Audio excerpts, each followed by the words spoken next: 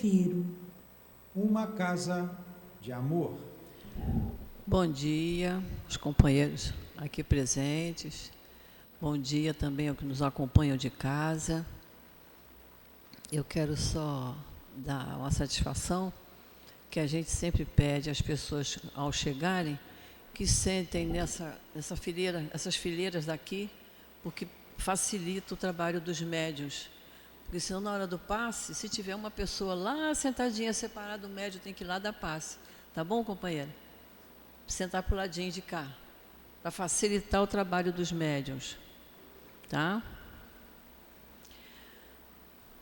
Eu quero pedir a todos que desliguem ou diminuam a campainha do telefone. Estamos iniciando a nossa reunião de sábado, desse horário. Hoje temos o trabalho da obra social funcionando agora na parte da manhã,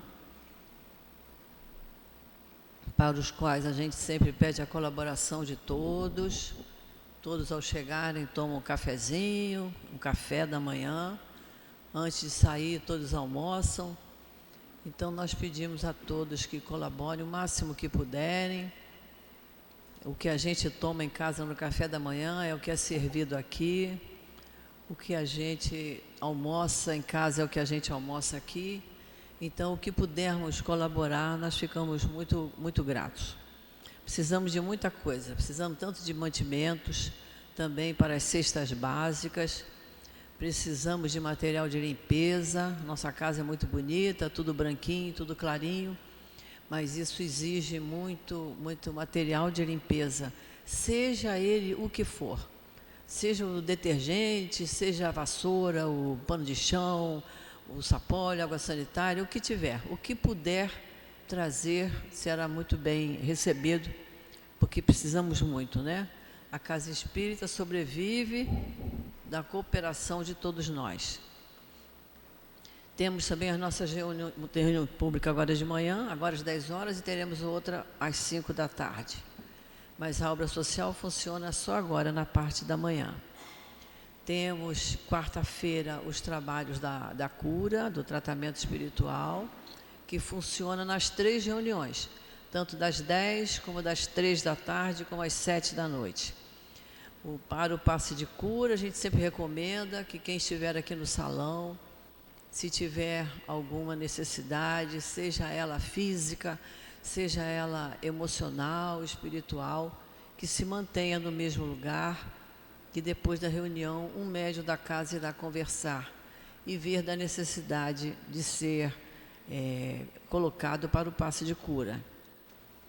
Para tomar o passe de cura, tem que vir na quarta-feira e escolher o melhor horário, ou a reunião das 10, ou das 3, ou das 19.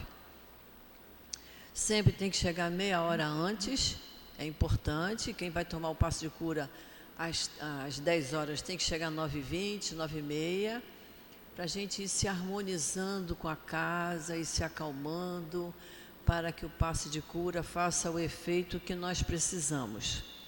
Todos nós que já tomamos passe de cura, sabem que o efeito é excelente. Se tivermos que fazer a cirurgia, nós vamos fazer a cirurgia. Só que a gente vai com outro ânimo, com outro entendimento. A gente vai muito mais bem preparado para um centro cirúrgico do que se não tomar o passe de cura. O passe de cura é para acalmar o nosso espírito, é preparar nossa mente para aquele tratamento que vai se realizar.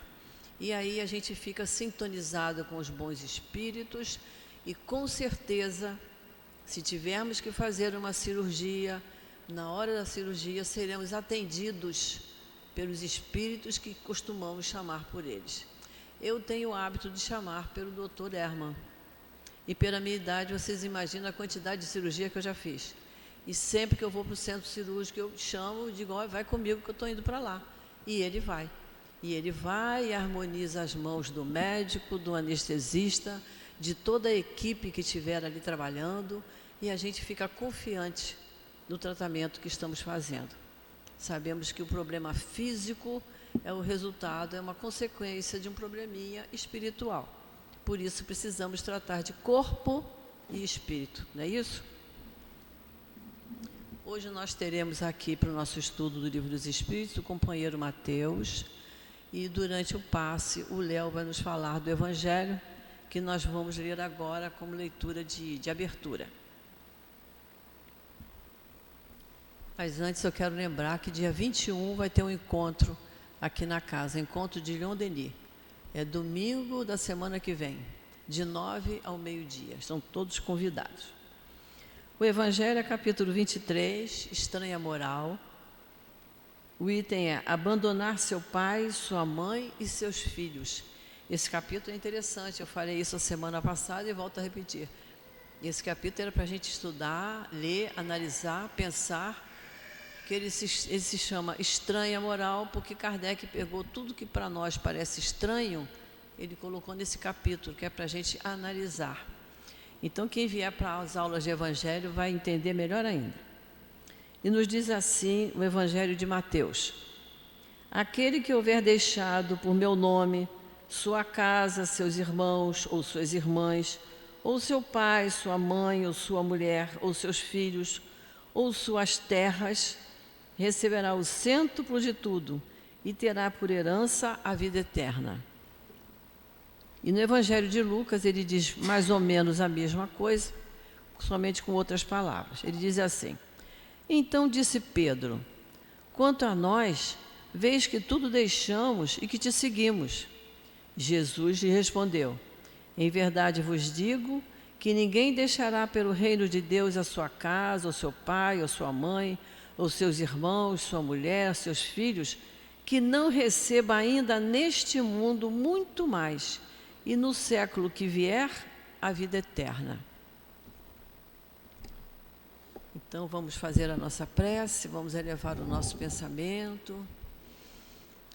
Querido Mestre Jesus, estamos aqui, Senhor, reunidos em Teu nome, agradecendo, em primeiro lugar, por nos intuir estarmos aqui nesta manhã de sábado, um dia tão bonito, em que nós vamos refletir, Senhor, sobre as Tuas palavras, e sobre os ensinamentos dados pelos Espíritos.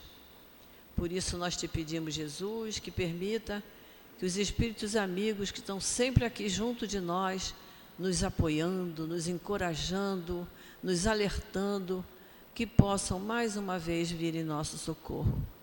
Pedimos ao nosso querido amigo Altivo, ao nosso querido Antônio de Aquino, Dr. Erma e toda a coluna de espíritos que aqui trabalham, que eles possam estar junto de nós, nos apoiando como sempre. Então, Jesus, é em Teu nome, em nome desses espíritos amigos, em nome de Deus, nosso Pai, que pedimos permissão para iniciarmos o estudo da manhã de hoje. Graças a Deus. No Livro dos Espíritos, o nosso companheiro Mateus vai nos falar do capítulo 4, segunda parte, transmigrações progressivas. Eu vou ler só uma perguntinha aqui rapidinho. Questão 189. Desde o início de sua formação, goza o espírito da plenitude de suas faculdades?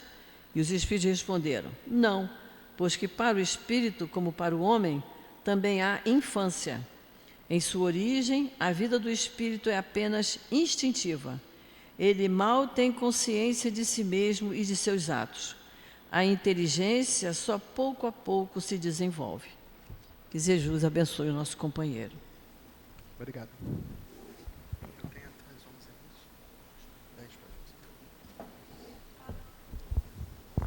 Bom dia a todos.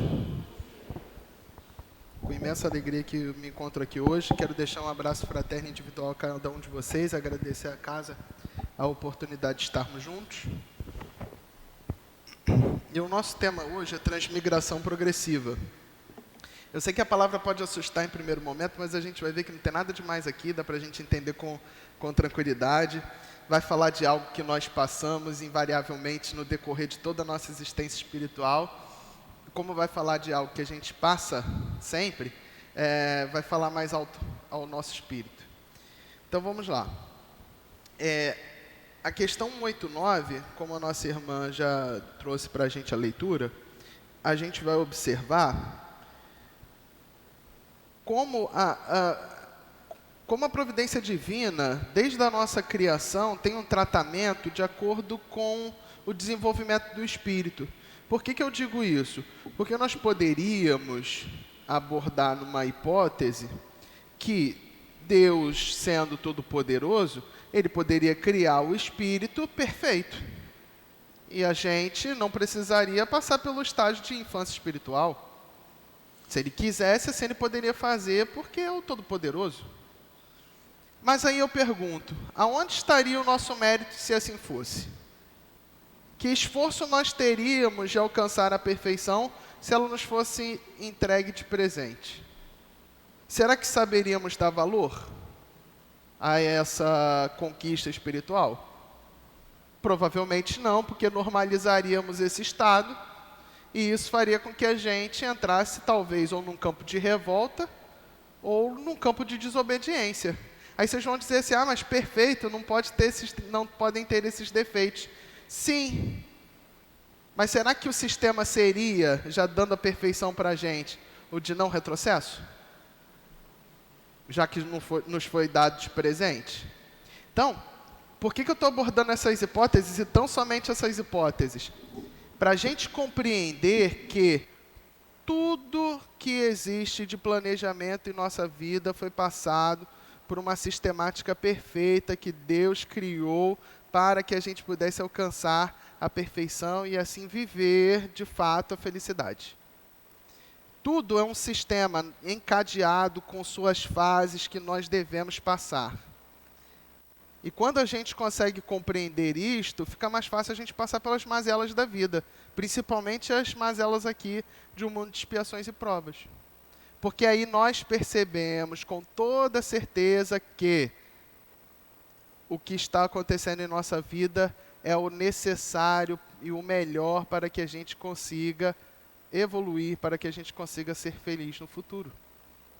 Então, o que a gente acaba compreendendo nessa questão é que a gente se encontra no início nesses estágios primitivos que nós observamos lá nos mundos que também são primitivos.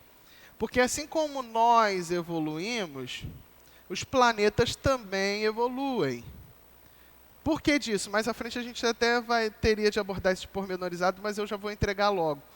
Porque o planeta tem que ser adequado à categoria de espíritos que ele se encontra. Porque é ele que vai prover o necessário para que eu consiga evoluir. Não adianta eu ansiar os desafios que o mundo de regeneração vai me impor, se eu ainda não conseguir vencer as barreiras do mundo de expiações e provas. Não adianta, a gente não consegue adiantar a matéria nesse sentido. E ainda que a gente fosse antecipar esses desafios, certamente a gente não iria dar conta deles. Porque nós ainda não nos encontramos preparados para aquele estágio. Aí a gente faz uma analogia lógica aqui. Se eu pegar uma criança que está na primeira série e jogar ela... Primeira série, hoje em dia não é mais assim, são anos, né? Acaba entregando um pouco a idade, mas não tem problema. E se eu jogar ela do ensino fundamental para o ensino médio, essa criança não vai dar conta dos desafios do ensino médio. Porque ela ainda está lá no ensino fundamental. Seria a mesma coisa conosco. Seria até falta de misericórdia fazer isso com a gente, jogar direto a gente lá e falar, agora você se resolva aí. Isso compreende-se, então, aquilo que os Espíritos responderam para a gente nas questões anteriores, porque a questão 121, principalmente a 133, e lá depois da 634, os Espíritos botam para a gente uma menção clara de que nós fomos criados simples e ignorantes. A questão 133 é que vai pormenorizar isso da melhor maneira possível. Por que nós fomos criados simples e ignorantes? Para que a gente pudesse passar por todo o esforço de todas as etapas até chegar à etapa maior. Porque quando a gente vê esse termo simples e ignorante, a gente deve compreender simples, nem bom nem mal, e ignorantes sem conhecimento. A partir daquele momento em que fomos criados, tudo que a gente passar ali para frente vai ser vertido em nosso favor, para se alinhar ao bem e começar a conhecer o bem. é que, infelizmente, nesse caminho a gente acaba tropeçando, conhece o mal, conhece... Aliás, o mal é a ausência do bem, mas a gente conhece a ausência do bem e começa, às vezes, a se desviar um caminho que não é tão legal. Mas aí a culpa é nossa, porque existe possibilidade da gente, enquanto espíritos, passar com uma, vamos assim dizer, com uma tranquilidade melhor por essas dificuldades. A gente poderia seguir o caminho reto. Eu até gosto de fazer o exemplo do Emmanuel. O Emmanuel, há pouco mais de 2000 anos atrás, ele era aquele duro senador romano. A gente conhece lá, há 2000 anos, a gente conhece o senador romano duro que era. Pouco mais de 1800 anos depois, ele escrevia uma comunicação instrutiva no Evangelho segundo o Espiritismo. Participou dos espíritos da codificação. E aí leia-se, quando Kardec fala lá no Livro dos Médiuns, comunicação instrutiva, só espíritos superiores podem dar. 1800 anos, um pouco mais de 1800 anos. O que é isso frente à grandeza que a gente tem de eternidade? Praticamente nada, né? Ele evoluiu com uma certa rapidez. Por quê? Daquele momento em diante, ele começou a seguir um caminho mais reto. Um pouquinho menos de estacionar, um pouquinho menos de uma curva para lá, um pouquinho menos de uma curva para cá, para conseguir alcançar esse patamar mais evoluído. E o que a encarnação nos impõe é justamente esses estágios de evolução para que a gente possa alcançar aquilo que os espíritos chamam de civilização. E olha que a civilização que a gente tem aqui no planeta Terra, hoje, já um pouco mais próximo do mundo de regeneração, ainda é longe, longe, longe da civilização perfeita que existem nos mundos felizes. A gente ainda está muito, muito distante do nível de educação moral, o nível de educação intelectual que lá se tem. Porque no nosso começo, quando nós estávamos no mundo primitivo, o que nós enxergávamos no estágio atual era algo já inimaginável. Se pegasse um homem no mundo primitivo e falasse que teria o que tem aqui hoje, aquilo já seria inimaginável para aquela consciência que está ainda no primitivismo. E é assim que hoje nós nos encontramos com relação aos mundos felizes. E aí prossegue aqui, então, a questão 190. Qual o estado da alma na sua primeira encarnação? Resposta: o estado de infância na vida corporal. Sua inteligência apenas eclode. Ela se ensaia para a vida. Por quê? É aquilo que eu havia dito. No mundo primitivo, ele ainda está num estágio de ignorância muito grande. Então, no início das encarnações, o que nós abordamos é um espírito que ainda não tem a sua inteligência plenamente desenvolvida. E aí entra a questão do instinto, que foi tocado na questão anterior, eu deixei até para a gente trabalhar um pouco melhor nessa, porque na questão 72 do Livro dos Espíritos trabalha bem com essa questão do instinto. Toda aquela parte ali trabalha a ideia da inteligência e do instinto.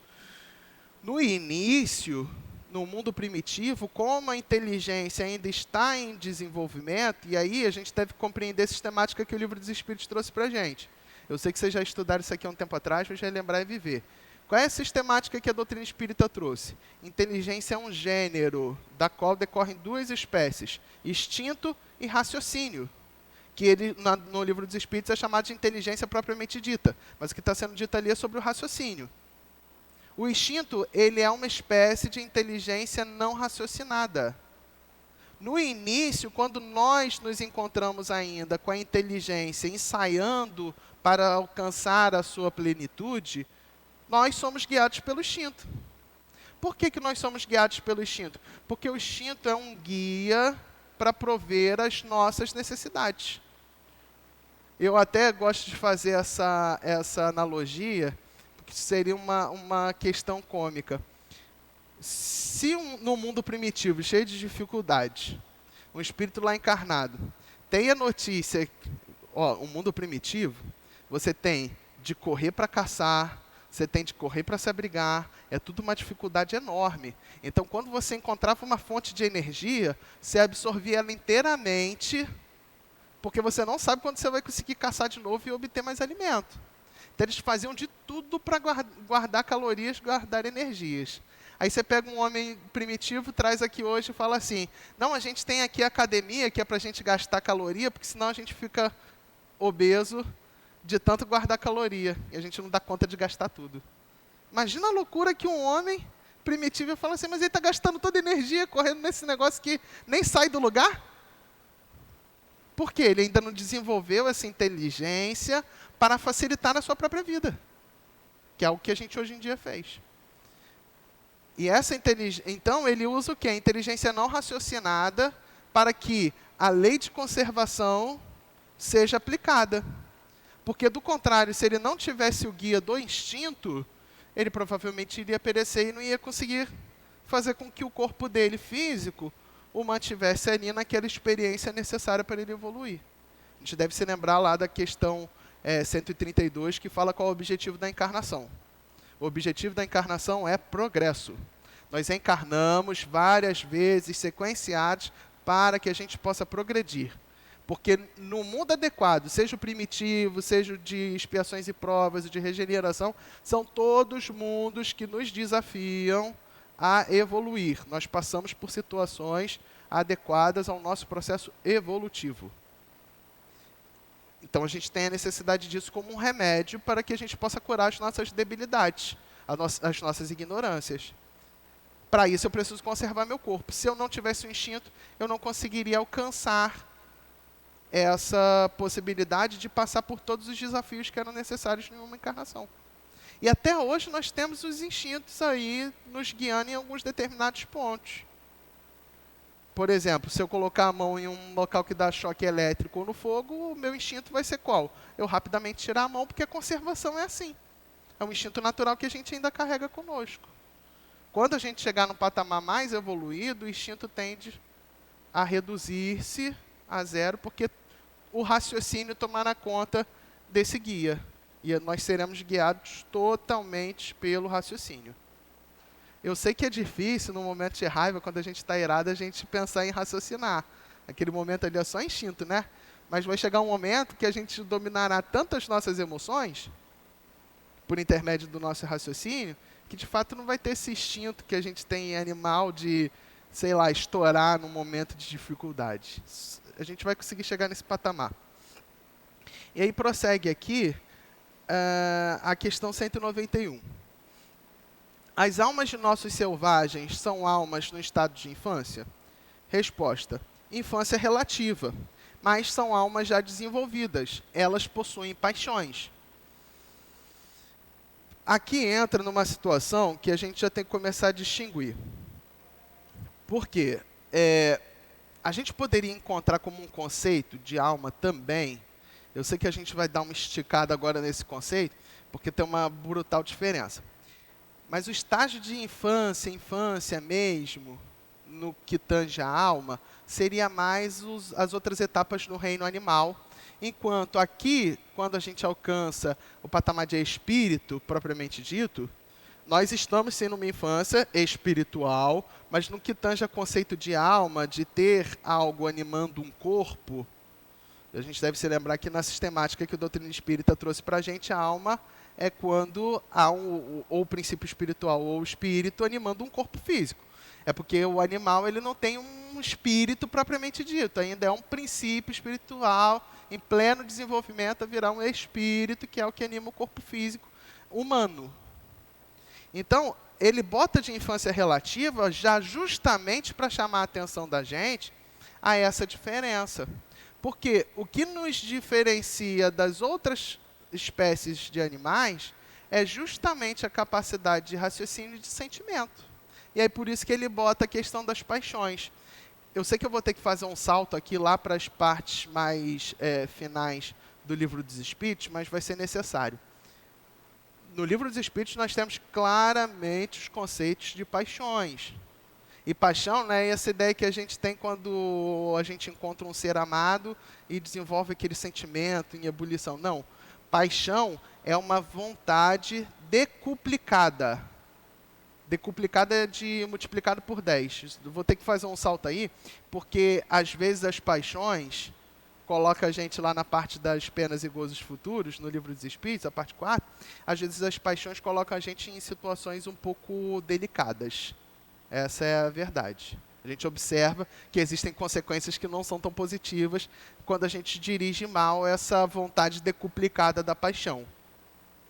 Mas se a gente soubesse verter isso em nosso favor, nós poderíamos encontrar essa vontade decuplicada e fazer reforma íntima, em realizar um trabalho no bem, e disso nós verteríamos o esforço que a paixão nos faz mover em nosso favor. Esses espíritos já possuem paixões, já possuem esses sentimentos mais, vamos assim dizer, apurados, já têm as potências da alma em estágio de desenvolvimento maior e podem colocar isso em serviço de si próprio. Por isso é um estágio de infância relativa, porque ele já evoluiu a um ponto em que ele possui essas questões mais apuradas. E as demais espécies do reino animal não possuem isso. O raciocínio não é contínuo, eles estão totalmente guiados pelo instinto, não possuem sentimentos complexos. Eu sei que é até difícil hoje em dia a gente falar isso com os nossos pets, né? Falar que eles não têm sentimento. Mas é que a gente é que projeta sentimento nesses nossos irmãos de outras espécies. Mas, infelizmente, eles ainda não têm sentimento complexo, igual nós temos. Então, por isso que é um estágio de infância relativa. É bom a gente já compreender isso, porque senão a gente se confunde com a inteligência do animal, e não era para ser assim. Nossa inteligência já é de um outro patamar, de outra espécie. E aí a letra A já é uma consequência dessa questão 191, que vai ajudar a gente a esclarecer mais esses pontos. As paixões são, pois, um sinal de desenvolvimento? Aí a resposta de desenvolvimento, sim. Não, porém, de perfeição. Elas são um sinal de atividade e de consciência do eu, enquanto na alma primitiva, a inteligência e a vida estão em estado do germen. Aqui os espíritos, mais uma vez, sedimentaram essa diferença da alma primitiva, que seria a alma das outras espécies, ainda em princípios para se tornarem espírito plenamente. Por isso que a gente até dá a nomenclatura de princípio espiritual. E aí, o que eles põem? As paixões já é um sinal de desenvolvimento, porque já alça a gente num patamar de até desenvolver o raciocínio melhor, de, pela vontade e as potências da alma as outras, a gente conseguir fazer uma evolução por nós mesmos. Agora, isso não quer dizer perfeição. Eu acabei de fazer menção lá, a parte final do Livro dos Espíritos, quando a gente usa as paixões de uma forma irresponsável, isso acaba trazendo consequências maléficas para a nossa própria existência espiritual.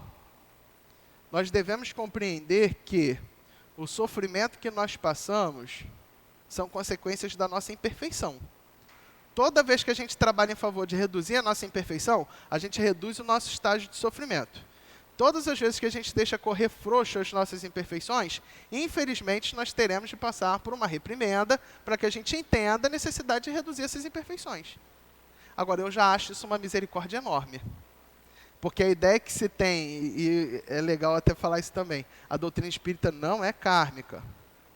Não adianta que se eu puxar o gatilho aqui para uma pessoa, eu não vou sofrer porque eu puxei o gatilho contra uma pessoa e disparei a arma de fogo. Eu vou sofrer porque a imperfeição me conduziu àquele ato e eu não soube frear a minha imperfeição. Isso para mim é de brutal diferença e traz uma misericórdia muito grande divina para conosco. Porque se eu fosse sofrer punição por todos os atos ruins das minhas imperfeições, você pode ter certeza que eu não ia ter espaço para coisas benéficas, não. Que a gente comete ato ruim bastante mesmo na vida. Às vezes a gente nem se percebe disso. A gente vai realizando e nem se percebe. Então, Deus o que faz? Vamos propor aqui a redução na encarnação, no planejamento encarnatório, dessa imperfeição. Porque quando se reduzir a causa, vai se reduzir a consequência. Olha só que misericórdia. Poderíamos sofrer muito mais do que sofremos. Por isso que se encontra ainda essa questão das paixões longe da perfeição. Porque quando a gente chegar no estágio de perfeição, a gente vai pegar essa vontade multiplicada por 10 e vai aplicar em amar o próximo. A gente deve se lembrar que no próprio livro dos Espíritos se pergunta, o que faz o espírito quando ele já chega no patamar de perfeição? Porque se ele chegou no patamar de perfeição, acabou o trabalho dele consigo mesmo. Aí os Espíritos respondem, eles voltam para auxiliar aqueles que se encontram no estágio de imperfeição. Então a gente vai ter trabalho para o resto da nossa existência, para o resto da eternidade. Até eu vou usar o exemplo do Nobre Bezerra de Menezes. Tinha a possibilidade de ir para um planeta mais evoluído e falou, não, enquanto houver um irmão meu chorando no planeta Terra, eu quero estar lá para enxugar a lágrima. É isso que eles fazem. Não tem irmãos meus que estão chorando lá nos sofrimentos, nas lides encarnatórias. Eu quero voltar para enxugar a lágrima deles e para rir quando eles alcançarem o patamar de felicidade. Até mesmo a dor que a gente sofre é amor, porque quando a gente sofre essas dores, o amor chega até a gente. Olha como é que é bonita a providência divina. E às vezes a gente passa a vida aí no piloto automático e não se percebe dessas questões. Aí vem agora a nota de Kardec, que eu vou dizer a vocês que não merece retoques, porque Kardec já sintetiza essa parte toda com uma maestria imensa. Ele diz assim para a gente, a vida do espírito, no seu conjunto, percorre as mesmas fases que vemos na vida corporal. Ele passa gradualmente do estado de embrião ou de infância para chegar, através de uma sucessão de períodos, ao estado de adulto, que é o da perfeição. Com a diferença de que, para o espírito, não há declínio nem decrepitude, como na vida corporal. De que na sua vida, que teve um início, não terá fim. De que é necessário um tempo imenso, do nosso ponto de vista, para passar da infância espiritual a um desenvolvimento completo. E de que seu progresso se realiza não numa única esfera, mas passando por mundos diversos. A vida do espírito se compõe, portanto, de uma série de existências corporais, e cada uma delas representa para ele uma oportunidade de progresso, assim como cada existência corporal se compõe de uma série de dias, em cada um dos quais o homem adquire um acréscimo de experiência e de instrução. Porém, do mesmo modo que na vida do homem, há dias que não produzem fruto algum, e na do espírito, há existências corporais que nenhum resultado produzem, porque ele não soube usá-las com proveito. Então, qual é a analogia que Kardec usa aqui? As existências com os dias. A cada dia que nós passamos aqui, uma oportunidade nova que nós temos de fazer o certo e evoluir. A cada nova existência corporal é uma oportunidade para o espírito fazer o certo e evoluir. É a analogia que Kardec usa. Existem dias que a gente fica de preguiça e nada sai, não é verdade? Existem dias que são assim. Para o espírito também, existem encarnações que nada sai. Eu sei que é duro a gente falar isso, eu até quero falar para vocês também que isso é mais no campo moral de nada sair. Porque no campo intelectual a gente sempre progride, que a lei do progresso ela é muito intensa. Então, no campo intelectual, a gente sempre progride. Essa certamente é a primeira encarnação que eu estou tendo contato com esse instrumento aqui, tecnológico. Certamente é. Isso aqui já me promoveu um desenvolvimento intelectual. Quando eu desencarnar, não posso falar que eu não evoluí nada. Intelectualmente, eu evoluí. Assim como cada experiência, uma sendo diferente da outra, me promove desenvolvimento intelectual. Agora, desenvolvimento moral, aí já é outro campo que pode ser que eu não alcance numa encarnação. E nenhum proveito tire disso. Exemplos claros que a gente tem é lá na segunda parte do livro Céu e Inferno, quando trata lá das comunicações, daqueles que são considerados, é o que está lá escrito no livro, não estou falando mal de ninguém não, tá? Está lá escrito encarnações inúteis. Os espíritos que nem bem, nem mal fizeram. Aí falam assim, eu não fiz nada na encarnação não. Eu tinha possibilidade de fazer o bem, não fiz, mas também não fiz o mal propriamente dito, porque não fazer o bem já é fazer o mal. Mas não fiz o mal propriamente dito, e a minha encarnação ficou naquela situação mais ou menos, eu desencarnei e não tirei proveito de nada. Tem lá vários exemplos para que a gente se deleite e entenda que morno não dá para ser. Ou a gente vai ser quente ou a gente vai ser frio. Morno, ficar ali no meio do caminho não é legal, não. Era bom que a gente fosse quente no sentido de colocar a vontade em ação para melhorar.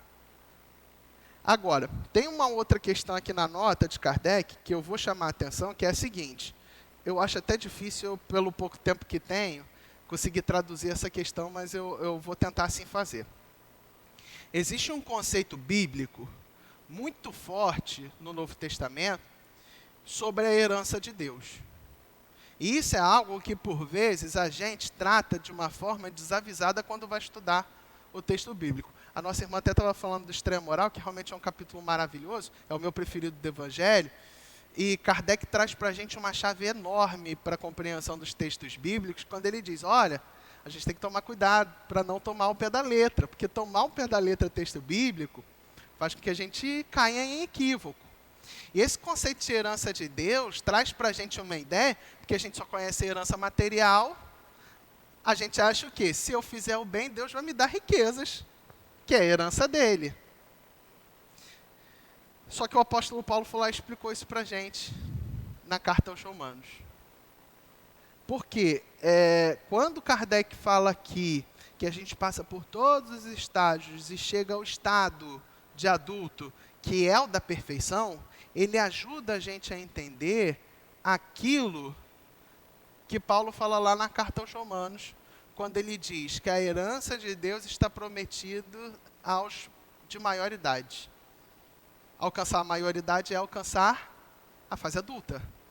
Ser adulto significa o estado de perfeição moral. E aí Paulo prossegue que esse estágio de, vamos assim dizer, de maioridade, é o estágio ao qual nós poderemos tomar a parte da nossa herança. Qual é a herança? Participar da obra da criação divina no universo. Isso significa dizer que quando a gente chegar ao patamar de perfeição, a gente vai continuar trabalhando, primeiro em sentido menor, sendo, por exemplo, um anjo da guarda, sendo um mentor, para quando a gente conseguir alcançar os mais altos estágios, assim como Jesus se encontra, que é um estágio de Cristo, nós termos planetas para que a gente possa tutelar. Mas para isso a gente tem que ser adulto. Eu vou trazer de novo a analogia da criança. Eu posso chegar na criança e falar assim, olha, agora você vai ter que trabalhar 8 horas por dia com essa responsabilidade aqui. A criança vai ter responsabilidade para levar o trabalho? Não vai. Se desse para a gente hoje um planeta para a gente cuidar, eu não quero nem pensar na besteira que seria. A gente simplesmente não teria condição de fazer. Porque a gente precisa alcançar essa maioridade, esse estado de adulto espiritual. Hoje nós ainda estamos no estágio de crianças. Vou até colocar um pouquinho melhor para a gente. A gente está ali já pré-adolescente. A gente já está um pouquinho melhor do que estava antes. A gente está ali pré-adolescente, daqui a pouco a gente entra no mundo de regeneração, já fica adolescente, já pode entrever melhor a vida adulta. Questão 192. Pode-se desta vida, através de uma conduta perfeita, transpor todos os degraus e tornar-se espírito puro, sem passar por outros intermediários? Resposta: não, pois que o que o homem julga perfeito está longe da perfeição. Há qualidades que lhes são desconhecidas e que ele não pode compreender. Ele pode ser tão perfeito quanto o comporte sua natureza terrestre, mas isso não é a perfeição absoluta. Assim como uma criança que, por mais precoce que seja, deve passar pela juventude antes de chegar à idade madura. Assim também como o enfermo que passa pela convalescência antes de recobrar toda a saúde. E, além disso, o espírito deve progredir em ciência e em moralidade. Se ele apenas progrediu num sentido, é preciso que progrida no outro, para atingir o topo da escala. Porém, quanto mais o homem se adianta na sua vida presente, tanto menos longas e penosas são as seguintes. O que os espíritos, então, deixam para a gente de lição aqui? A gente não vai conseguir aqui no planeta Terra percorrer todos os degraus de evolução, porque esse mundo não é capaz de nos ofertar os desafios todos. É por isso que Jesus falou, na casa de meu pai há muitas moradas. Lá no capítulo, há muitas moradas na casa de meu pai, no Evangelho segundo o Espiritismo, a gente vê a multiplicidade de planetas que existem, das suas classes. Assim como na questão 100 e seguintes do Livro dos Espíritos, a gente observa a questão da escala dos espíritos. Para a gente chegar ao topo dessa escala, que é o que os espíritos estavam falando, a gente precisa passar também pelos todos esses planetas que vão nos ofertar essas situações. Então não adianta eu chegar aqui agora no planeta Terra e falar assim, eu quero abraçar tudo, porque eu quero evoluir tudo só na encarnação aqui no planeta Terra, porque daqui eu já vou pegar um passaporte direto para o mundo divino. Não, não vai conseguir. Bem que eu queria, mas o querer nem sempre é poder. Eu não poderia fazer dessa forma. Eu tenho que necessariamente passar pelas dificuldades de outros planetas. Agora, ele deixou aqui para a gente uma esperança. Porque o homem que tem a vontade de evoluir tudo numa encarnação só, se ele realmente souber dirigir essa vontade, ele vai deixar menos longa e penosa as fases da existência de um espírito. Porque ele vai conseguir acelerar. Pode ser que numa encarnação eu consiga pegar uma parte, é muito difícil isso acontecer, tá? Mas eu pegue uma parte muito grande do desenvolvimento de expiações e provas. Quando eu venho na próxima, eu já venho um pouquinho diminuído, e se eu mantiver a mesma vontade, eu vou conseguir acelerar esse processo. Aí eu, poxa, beleza, o mundo de expiações e provas, eu já passei, estou possibilitado de chegar no mundo de regeneração. Se eu mantiver essa vontade dirigida, no mundo de regeneração eu vou conseguir abarcar tudo com uma forma mais veloz, se eu souber aproveitar bem.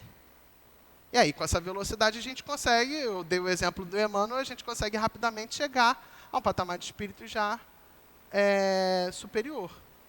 Chegar ao estágio de perfeição. Porém, numa encarnação só aqui no planeta Terra, a gente achar que vai pegar todo o topo da escala universal, infelizmente não é possível. Não nos é outorgada essa possibilidade. E é até bom que assim seja, que é para a gente compreender a necessidade de tudo saber. Porque os próprios Espíritos trazem para a gente, aqui no Livro dos Espíritos, principalmente na 4ª parte, que um espírito puro tudo deve saber. Então a gente tem que passar por todos esses estágios mesmos, que é para a gente, quando o outro precisar de um consolo, a gente já saber como é que passa por aquela situação. É por isso que, sem sombra de dúvidas, a gente pode virar e pedir auxílio de Jesus em absolutamente todos os setores da nossa vida.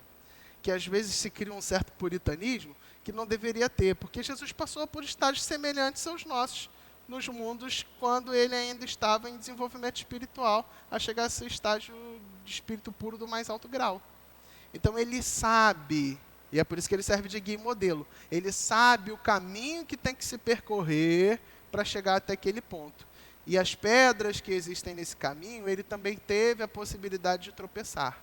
E quando a gente tropeçar nessas pedras que tem no caminho, Jesus, por já ter passado por aquele caminho, vai poder chegar para a gente e falar, vamos tentar fazer dessa forma, de outra forma. Aí vocês vão perguntar, Jesus falando com a gente? A gente observa isso lá no capítulo Pedi e Obtereis. Os espíritos superiores, seus trabalhadores, chegam até nós, nos inspiram ideias positivas, e se a gente souber aproveitar essas positivas ideias para aplicar na nossa vida, nós não só nos livraremos daquele problema, como teremos o remédio para desviar das armadilhas. E é por isso que se diz tanto da necessidade de andar em estado de prece para o nosso desenvolvimento de reforma íntima. Era importante que a gente, o tempo inteiro, estivesse em estado de prece. Era importante. Sei que é difícil, a gente às vezes entra em alguns fatos da vida que não são tão, vamos assim dizer, bons, mas é necessário que a gente mantenha esse esforço.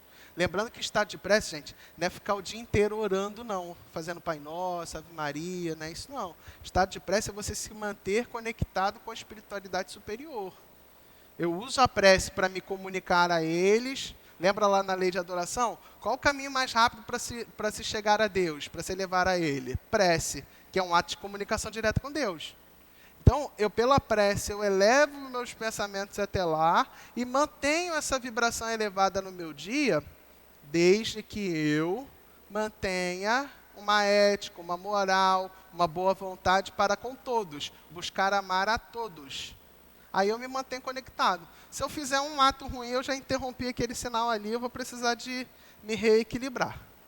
A gente observa isso, por exemplo, nas obras de André Luiz, o quanto eles falam sobre a questão, nas primeiras obras, da necessidade do equilíbrio emocional, porque qualquer coisa ali, naquele estado ainda que o André Luiz se encontrava nos primeiros livros, poderia roubar o equilíbrio dele, que ele ainda não tinha um equilíbrio completo, ele ainda não dominava bem as suas emoções. E aí depois a gente vê com a evolução da obra o quanto o André Luiz se desenvolveu. Isso deixa para a gente uma motivação muito grande para que a gente assim faça também.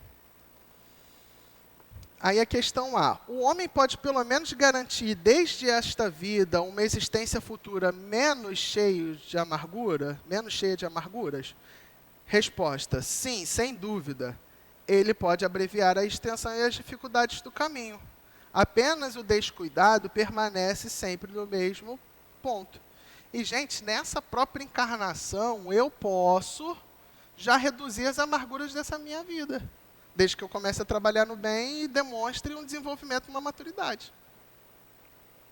Quiçá das vidas futuras. Porque se nessa eu reduzir as amarguras, tanto de causas passadas como as atuais das aflições, quando eu chegar na próxima encarnação, eu vou ter uma soma menor de amargura para viver. Isso já vai me trazer um refrigério para aquela encarnação.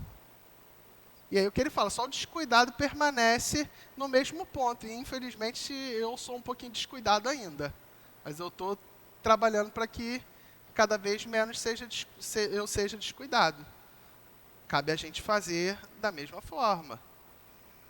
Eu vou até me recordar aqui, tem uma mensagem do Espírito Neio Lúcio, no livro Ideias e Ilustrações, de um senhor que ele trabalhava no bem, ele trabalhava numa reunião mediúnica, era bondoso para com todos, era um exemplo mesmo a ser seguido dentro daquela comunidade que ele se encontrava. Em determinado dia, numa máquina, ele foi lá e perdeu um dedo da mão. Todo mundo correu para ajudar ele, todo mundo ficou assim, gente, mas como é que esse acidente aconteceu logo com ele, que é tão bom? Todo mundo assustado dessa forma. Ele ficou triste também, por ter perdido o dedo. Levaram ele para o hospital, não conseguiram reimplantar, aquela situação toda. Ele ainda assim, à noite, foi no grupo mediúnico que ele trabalhava. E a única coisa que ele pediu foi para que ele ficasse na assistência naquele dia, porque ele achava que não se encontrava em equilíbrio emocional para trabalhar. Mas ele não deixou de ir. E olha que tem vezes que a gente está com uma dorzinha de cabeça, está com um pouquinho de cansaço, a gente fala assim, não vou na casa espírita hoje não. Ele tinha perdido o dedo. Beleza. O que aconteceu? No final da reunião, um guia espiritual teve a possibilidade de chegar e conversar com ele. Falou assim, meu irmão, se anima, porque você perdeu o dedo. Na sua programação encarnatória, você pediu para perder o braço. Porque em outras encarnações, infelizmente, você tinha uma conduta não muito boa, você pediu para passar por essa dor. Só que você trabalhou no bem, você auxiliou as pessoas, ao invés de você perder o braço, seu débito foi reduzido, você perdeu um dedo. É possível que a gente faça isso nessa própria encarnação. Reduzir as aflições com causas atuais e as do passado a gente também passar a enfrentar de uma forma menos penosa. Quiçá das futuras. A diferença está conosco. O inimigo nosso não é o outro não, somos nós mesmos. A barreira é a gente que tem que se vencer. É por isso que Paulo falou do bom combate, que é o combate de si mesmo. Ele não falou que o bom combate era combater a outra pessoa, não. Até porque combater outra pessoa, provavelmente a gente só está criando, vamos assim dizer, força aos nossos vícios, que são os nossos inimigos internos. Cabe a gente transpor essas nossas próprias barreiras. Vocês repararam que o estudo é todo voltado nesse sentido. É voltado para que a gente... Por isso o tema transmigração progressiva, dessa mudança que nós temos, dessa migração de estados que nós passamos. A gente precisa acelerar esse processo.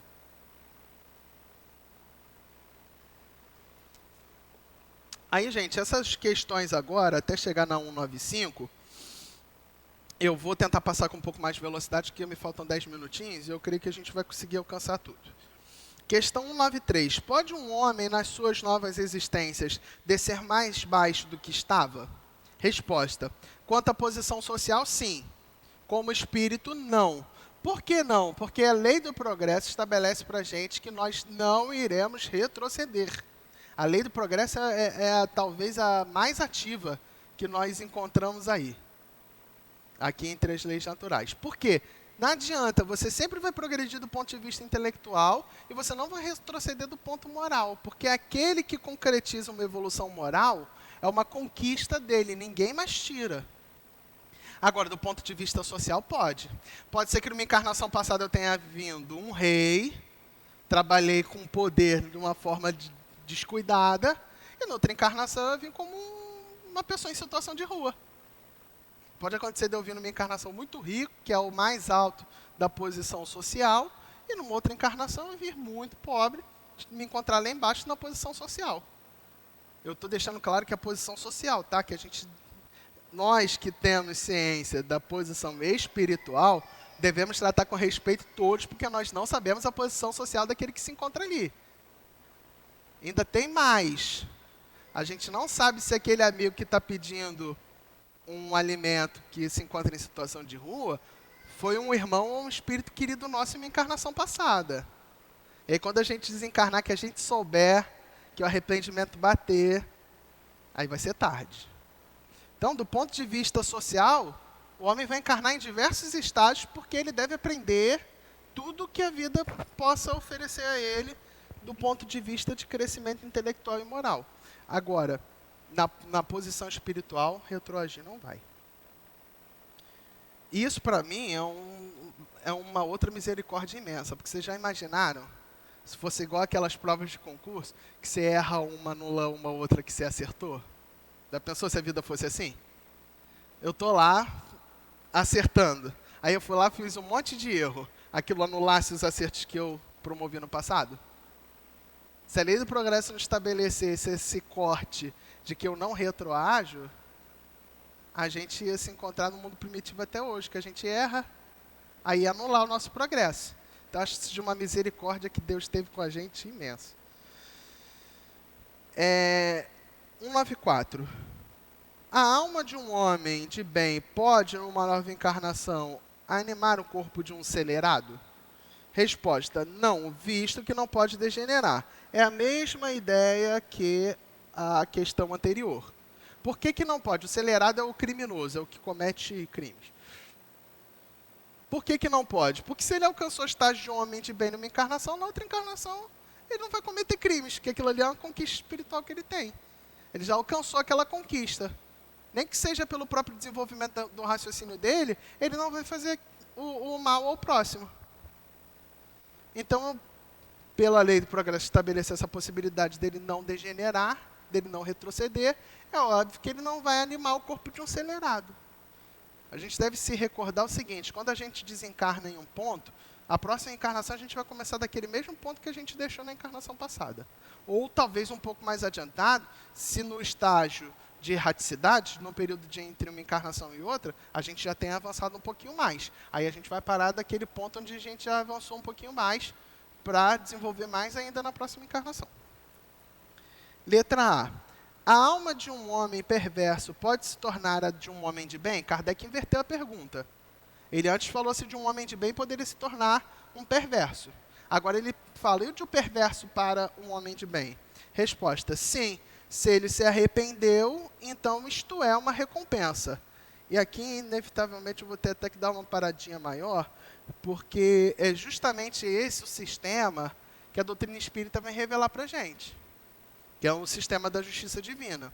Porque pelo livro Céu e Inferno, quando a gente estuda o Código Penal da Vida Futura, a gente observa que o espírito, para curar as suas máculas, ele faz o quê? Ele passa por um procedimento, por um processo, que ele tem de cumprir, para que ele consiga se livrar dessas máculas do passado. Qual é esse procedimento? Primeiro estágio, arrependimento. Ele tem que olhar para aquilo que ele fez de errado na vida passada e ver que aquilo ali não valeu a pena e ter o desejo de não mais fazer. Aí depois ele passa pelo estágio da expiação, que é o cumprimento da pena de um ato ruim que nós cometemos no passado. Expiação é isso, é uma pena, é você aguentar a consequência do ato ruim que você teve no passado. Aí você passa pela expiação, que é para aquilo ali desendurecer os seus sentimentos com relação àquela situação. Aí você chega no estágio da reparação, que é promover tanto o bem quanto seja possível para reparar, para tirar os efeitos negativos daquele ato que você teve. Isso o Código Penal da Vida Futura traz para a gente. Eu estou até falando assim, de uma forma mais resumida, mas eu deixo vocês a indicação aqui para que vocês procurem lá no livro Céu e Inferno, para que vocês leiam de uma forma pormenorizada e possam introjetar isso no íntimo de vocês, porque é um conhecimento fundamental para a gente vencer as encarnações. a gente conseguir passar por essas dificuldades com um conhecimento, a gente precisa olhar isso de uma forma pormenorizada. Porque aqui o que ele diz, se ele se arrependeu, ele vai conseguir evoluir. Porque se ele não se arrependeu, ele vai continuar repetindo aquele mesmo ato ruim. Se ele se arrepender, ele vai deixar aquilo de lado, vai superar aquilo ali para colocar alguma coisa outra no lugar. E aí é que a gente precisa de conhecimento. Porque para colocar no lugar uma outra coisa, a gente tem que colocar uma outra coisa positiva. E para isso a gente tem que ter um desenvolvimento intelectual. É por isso que o progresso intelectual arrasta o progresso moral. Eu só consigo introjetar a moral na minha vida se eu a compreendi. Se eu não buscar a compreensão da moral, eu não vou conseguir introjetar na minha vida. Por isso que eu trabalhei com a ideia da inteligência do instinto. O instinto ele é um guia para a gente passar pelas necessidades. Essas outras questões, a gente tem que usar o raciocínio. Tem que progredir moralmente para compreender, para conseguir colocar em prática o progresso moral. Aí, gente, eu peço desculpa a vocês, eu vou pular aqui a nota de Kardec, para a gente chegar na questão 195 aqui rapidamente. A possibilidade de se melhorar numa outra existência não pode levar algumas pessoas a perseverarem no mau caminho pelo pensamento de que elas poderão sempre corrigir-se mais tarde? Resposta. Aquele que assim pensa em nada crê, e a ideia de um castigo eterno não o refreia mais, porque sua razão o repele e essa ideia conduz à incredulidade sobre todas as coisas. Se tivessem sido empregados apenas meios racionais para conduzir os homens, não haveria tantos céticos. Um espírito imperfeito pode, de fato, pensar como tu o dizes durante a sua vida corporal. Porém, uma vez desligado da matéria, ele pensa de outra maneira, pois logo percebe que se equivocou, e é então que traz um sentimento contrário numa nova existência. É assim que o progresso se efetua. E eis porque tendes na terra alguns homens mais adiantados do que outros. Uns já têm experiências que outros ainda não possuem, mas adquirirão pouco a pouco. Deles depende adiantá-lo para o seu progresso ou retardá-lo indefinidamente. A pergunta que Kardec faz é algo que a gente às vezes coloca no nosso cotidiano. Que às vezes a gente faz assim, a gente com conhecimento da eternidade, e que nós teremos tantas encarnações quanto forem necessárias, a gente faz assim, essa questão aqui eu não vou tentar melhorar agora não, isso aí deixa para a próxima encarnação. Isso é um descuido. Até o último minuto aqui encarnado, eu vou aprender alguma coisa, eu não tenho dúvida disso. E se eu souber procurar direitinho, cavar bem, o aprendizado vai ser moral, não vai ser só intelectual não. Até o último minuto da encarnação a gente pode aprender algo. Aí a gente fica com aquela ideia, deixa para a encarnação seguinte, deixa para outra. Não vou fazer isso aqui agora não, na encarnação seguinte eu faço. Aí quando desencarna, a ideia é completamente diferente. Por quê? Quando a gente desencarnar, que a gente tomar consciência do planejamento encarnatório que nós tivemos, a gente vai se arrepender pelas oportunidades desperdiçadas. Mas aí aquela vida já se foi, a gente só vai ter outra para cumprir. E mesmo aqueles espíritos que são perversos, quando desencarnam, as coisas mudam de figura. Porque por mais que ele fique querendo se reiterar no mal, as dores das vicissitudes da vida espiritual, que ele está empregando em si mesmo, lá no fundo da consciência, cobra ele a melhora dele próprio. Isso é um fato. Todo espírito perverso lá no fundinho, por mais que ele tente abafar isso, tem lá a chama da lei de Deus e aquilo cobra ele na consciência. E é ali que está a chave para os espíritos superiores ajudarem aquele irmão a se levantar da queda moral que teve. Gente, bateu o meu horário. Eu vou fazer só rapidamente a leitura da questão 196 para poder entregar aqui para vocês. Do fato de os espíritos não poderem melhorar-se, a não ser suportando as tribulações da vida corporal, deve-se concluir que a vida material seja uma espécie de filtro ou de depurador por onde devem passar os seres do mundo espiritual para chegar à perfeição? Resposta: sim, isto é isto mesmo. Eles se melhoram nessas provas, evitando o mal e praticando o bem. Porém, só após várias encarnações e depurações sucessivas é que eles atingem, num tempo mais ou menos longo, conforme os seus esforços ou objetivo para o qual tendem. E a letra A é o corpo que influi sobre o espírito para melhorá-lo, ou é o espírito que influi sobre o corpo? Resposta: teu espírito é tudo, teu corpo é uma vestimenta que apodrece. Eis tudo. Então, rapidamente, é o sistema de encarnação que faz com que a gente alcance essa depuração. Encarnação é encarnação. Se eu procurar o bem, eu vou me melhorando, dentre todas essas provas e expiações que nos são ofertadas para esse mesmo sistema de pedagogia. Então, gente, eu quero agradecer, desculpa a indisciplina aí de eu ter passado um minutinho, mas quero agradecer mais uma vez a casa a oportunidade, a felicidade de estar aqui com vocês. Deixo o meu bom dia, o meu bom final de semana para vocês e um abraço fraterno. Obrigado. É sempre muito bom a gente ouvir o Mateus, né? Porque além de orador, ele é professor. Ele dá uma aula para a gente aqui de doutrina espírita. Muito obrigada, viu, Mateus? Vamos passar ao segundo momento da nossa reunião, que é dedicado ao trabalho de passe. Pedimos aos médiuns que se coloquem. Enquanto nós outros que vamos tomar o passe, vamos acalmar os nossos pensamentos, vamos fechar os nossos olhos.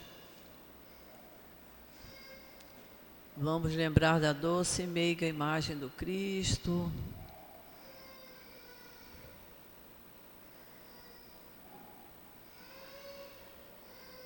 Lembrando sempre que nosso anjo de guarda está junto de nós, ouvindo as nossas súplicas. Querido Jesus, é chegada a hora do passe, Senhor, e mais uma vez pedimos a Tua assistência e a assistência dos bons espíritos, para que esse trabalho de amor possa se realizar de uma forma integral para cada um de nós. Que possam os mentores estarem junto dos médiuns e que possamos receber os fluidos de que mais necessitamos. Abençoa, Jesus, esta hora do passe. Graças a Deus.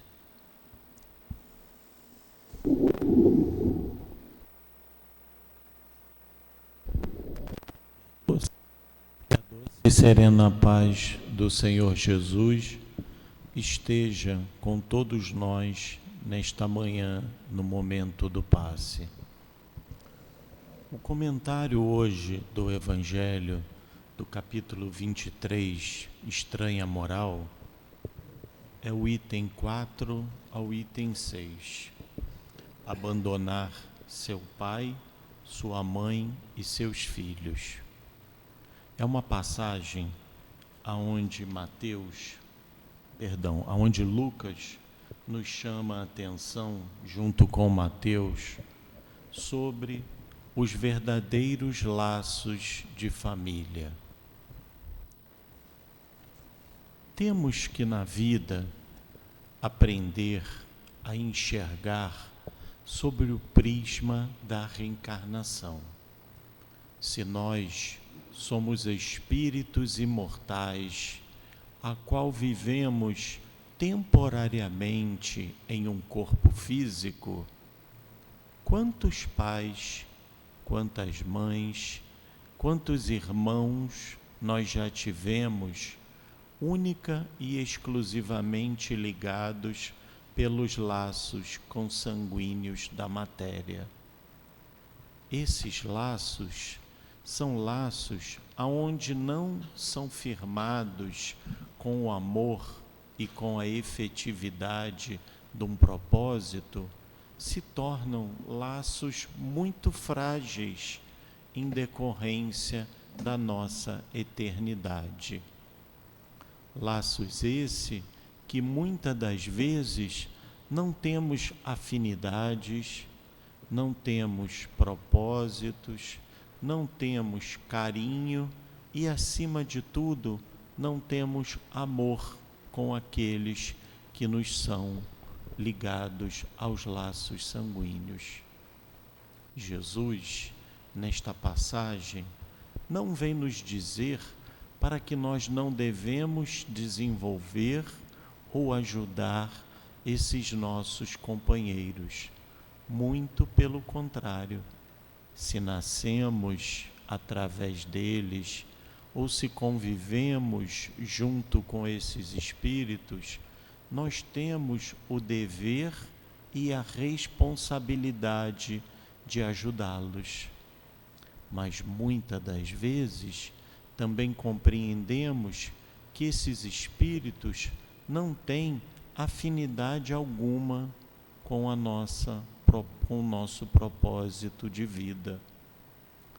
Elevando o nosso pensamento ao Pai, aprendemos que todas as nossas atividades, todo o nosso propósito aqui, reencarnados no planeta Terra, tem a única e exclusividade finalidade do progresso. Se para progredirmos precisarmos cortar estes laços, que assim o seja feito. Muitas das vezes o fazemos quando iniciamos a nossa vida de trabalho, quando iniciamos a nossa formação de uma nova família, quando iniciamos uma tarefa em outra região, e não perdemos a afetividade, o carinho, o amor por estes companheiros, mas enxergamos muitas das vezes que o nosso laço maior é a nossa parentela espiritual e não a nossa parentela física. A parentela espiritual é uma parentela eterna, de afinidade, duradoura, aonde não perdemos com o desenlace do corpo físico, mas sim fortalecemos cada vez mais com a reencarnação.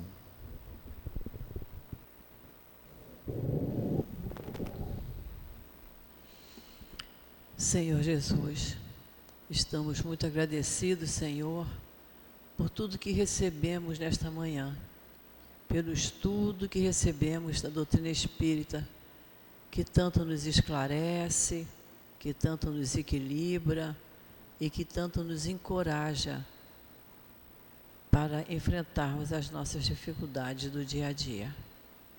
Te agradecemos muito, Senhor, e pedimos, Jesus, que possam esses espíritos amorosos que aqui trabalham incansavelmente permanecer nesta casa, dirigindo todas as tarefas que estão sendo realizadas e que ainda vão realizar. E que nós, ao voltarmos aos nossos pontos de origem, possamos estar acompanhados de nossos anjos de guarda, mas com a nossa mente mais equilibrada, o nosso coração mais acalmado.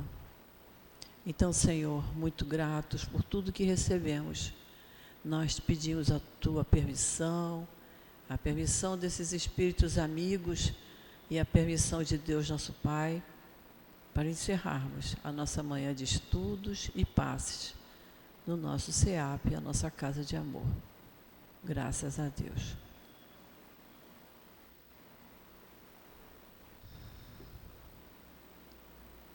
SEAP, Centro Espírita Altivo Panfiro. Uma casa de amor. Um ótimo fim de semana.